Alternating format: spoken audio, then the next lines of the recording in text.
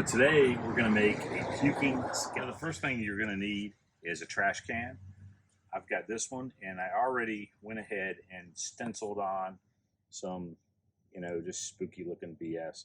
I'll clean that up a little bit before we're done, but yeah, it's not going to matter. It's a spooky haunt, so at nighttime with lights on it, should look good.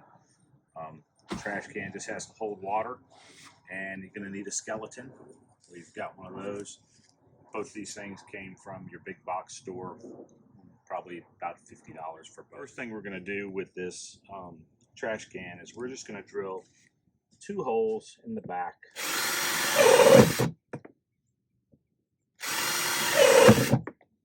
One is going to be for cords, and the other one's going to be for the hose, which goes to the skeleton. Here is, I just pulled the lights through. As you can see, we've got them plugged in while I'm doing this, because I kind of want to see where the lights are, and it just makes them easier to see when you have the lights on. We're going to hot glue this down in a kind of a pattern around. Like I said, you've seen this done before. We're trying to add a little bit of stuff to it, and this is one of the things. I know you've probably seen it with paint, and you've probably seen it with foam. I'm going to have some lights underneath the foam, and hopefully that'll give it a little bit of a glow. And we can change the color of these lights also by remote control. So I've got them turned on to green now, which is what I'm thinking may work best, but when I get them under the foam and see how they look, I may change my mind and want to make them another color, and we can do that. We can make the ooze have an underneath color of whatever color we need. And by the way, I don't make any money off of anything that is in this video. However, I will put some links in the description that if you choose to buy through those links, I may make some money off those. But as of right now, nobody's sponsoring this video. And the only way I would ever make any money would be if you use the links to purchase. If you do, great. If you don't, no big deal. You can get these on Amazon without the link. You can get your own variety, or you can use mine, either one.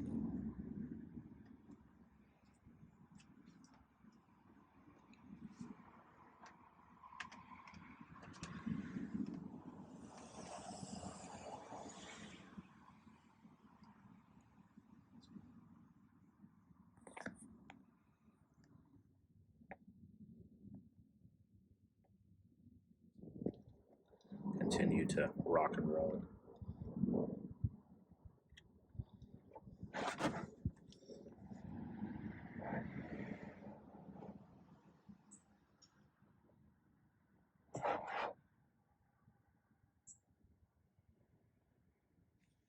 So, as you can see, we took great care. You probably can't see that, but we did, to put these lights exactly where we want them.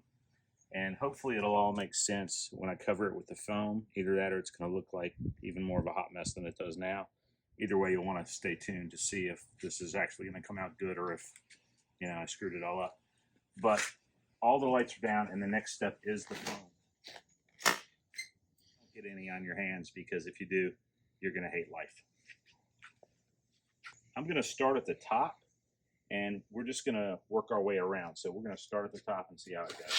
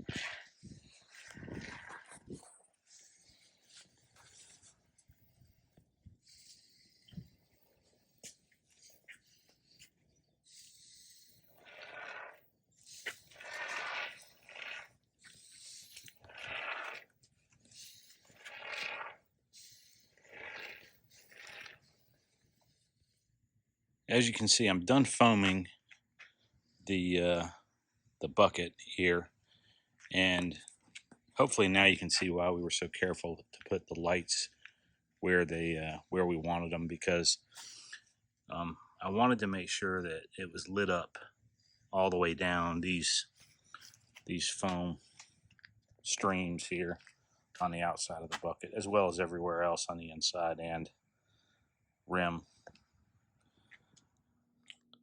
So as you can see, the light underneath shines through the foam. Now it'll be softened a little bit when I paint the foam, because I'm going to paint it with a fluorescent paint so that it actually, glows from being hit by a black light as well. It may seem like overkill, but when you see what we can do with these lights, you'll understand.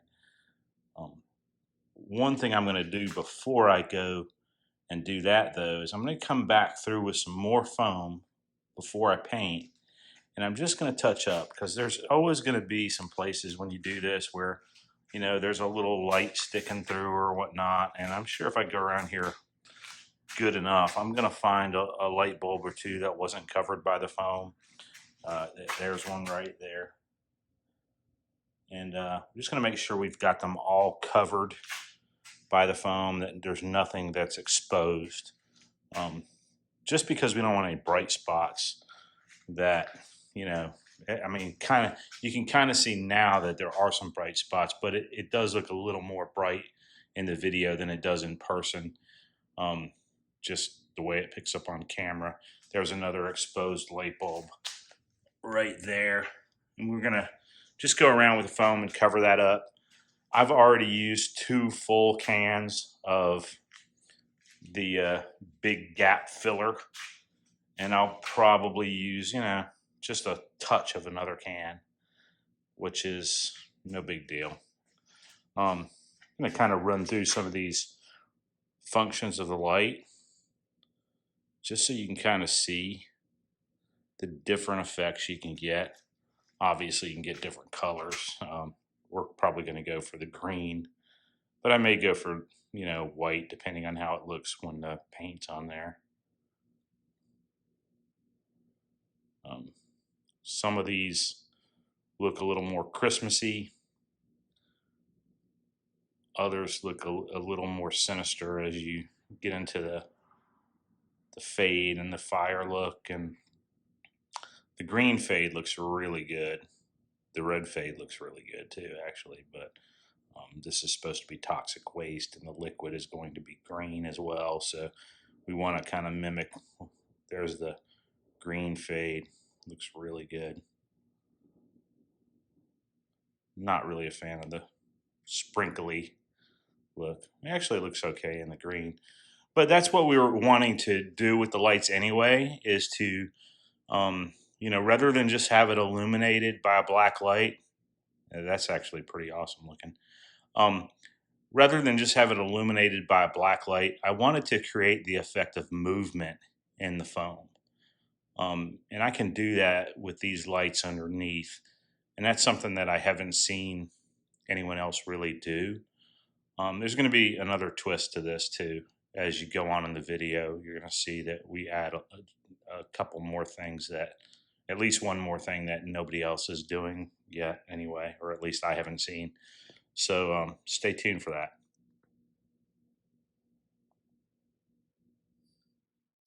The next step is painting the foam.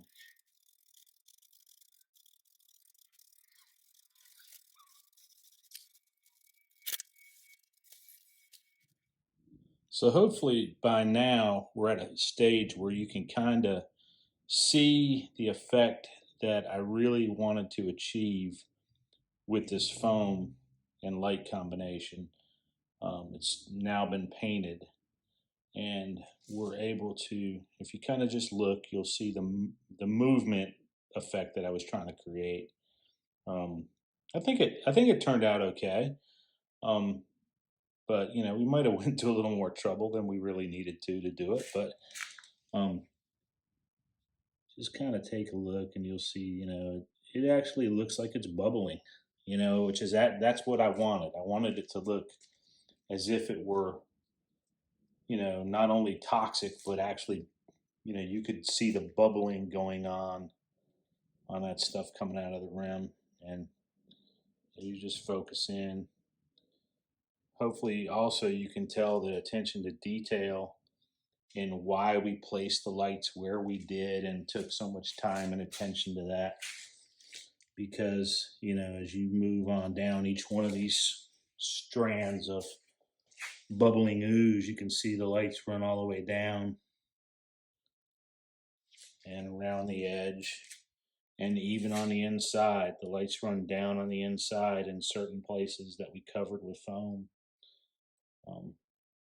So that it, you know, it looks, as kids walk up on it or whatever, they'll see it and they go, "Oh, it's really neat." You know, that's what we're looking for, is a complete spook effect, so to speak. So hopefully it works out. We'll see in the end.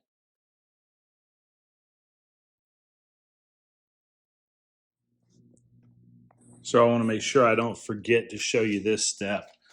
I drilled 2 holes, as you can see, just under the lip of that foam, and ran a zip tie through to attach the black light. And then the cord from the black light is going out the same hole that the cord from the LED lights that are under the foam is. The other hole is going to be for the hose. So as you can see, I drove a piece of rebar into the ground, and I drilled a hole just using you know, normal drill bit here, and right into his spine. And that's what I'm going to use to stand him up. I originally put the hole in the back of his spine, but he was standing up a little too straight, so I put it in the front and we'll work it onto the rebar. Once you get him onto the rebar, you can kind of position everything around before you zip tie it and put the water in to make sure he's facing the way you want him to face, and wherever you're using him.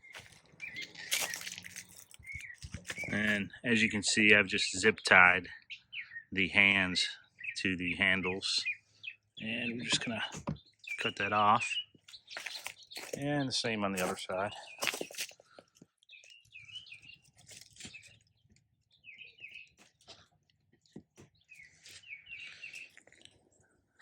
So as you can see, I ran the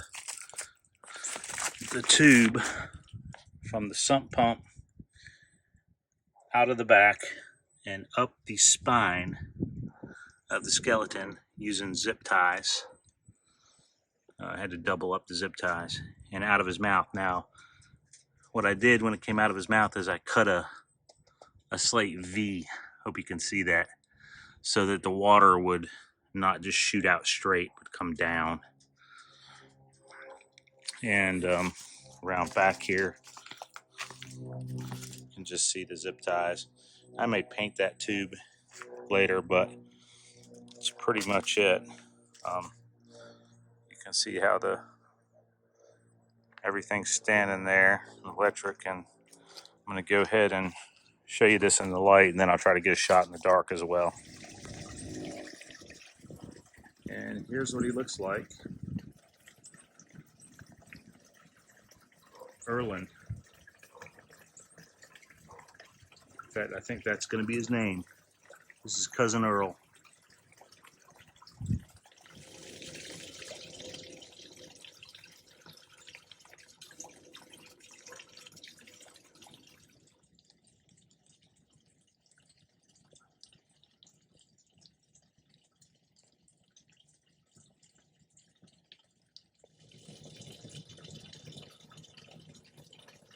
So here he is at night. His red eyes, creepy ooze coming out of the bucket. I think it turned out pretty awesome. I had so many other ideas that used possibly more than one skeleton. that were a little beyond rated R, so I couldn't do them. My wife wouldn't let me put them in the front yard, but maybe next year we'll do an adult version of this and